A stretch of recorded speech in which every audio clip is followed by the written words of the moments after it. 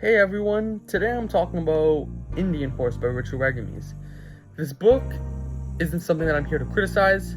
Instead, I'm here to see how it challenges some of the worldviews that many people have about indigenous identity and culture and history, and how sometimes it relates to today's society. Reading it really makes me rethink of what I really understand about indigenous communities. So here's a summary of our main character, Saul's early life. So Saul Indian Horse is an Ojibwe boy who grows up and he's connected to his family and the land in northern Ontario.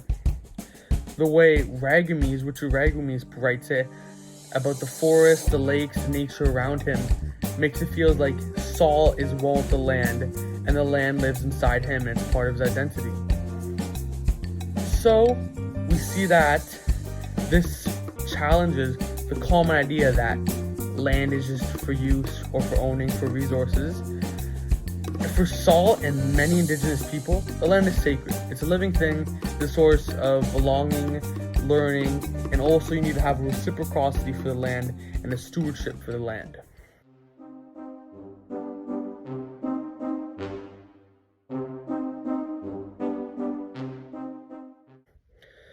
So now that we know Saul and what his early life is like, he has a brother who is in an indigenous a residential school, and he comes back shortly after the start of the book.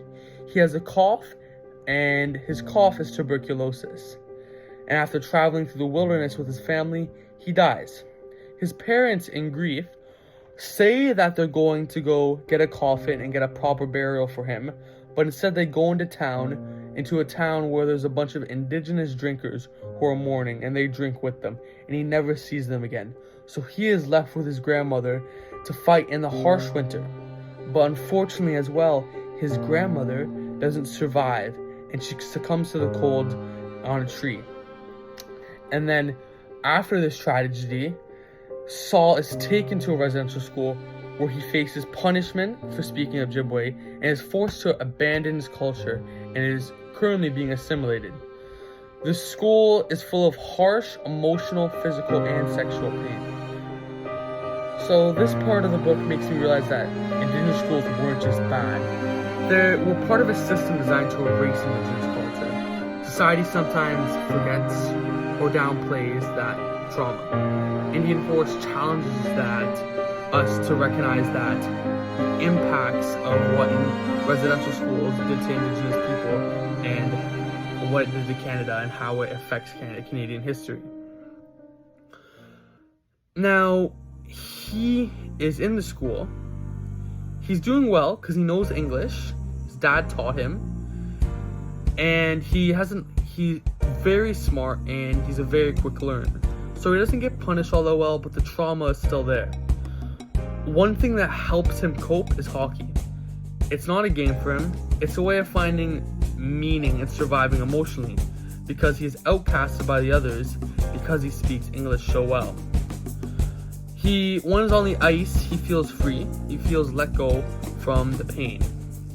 And we see that he doesn't really know much about hockey, but when he talks to one of the new priests, Father La Boutillier, about what he's doing out near the rink, outside, he's building a rink, and he tells him what hockey is. And Saul is instantly, I won't say instantly, but at the start he is not fascinated, but then he starts reading and he starts watching games, and he gets fascinated real quick, and that's where the love of the game starts. This challenges the stereotype that not all indigenous stories focus on the suffering. There's a strength and talent that he has for hockey, which brings out the light in the story.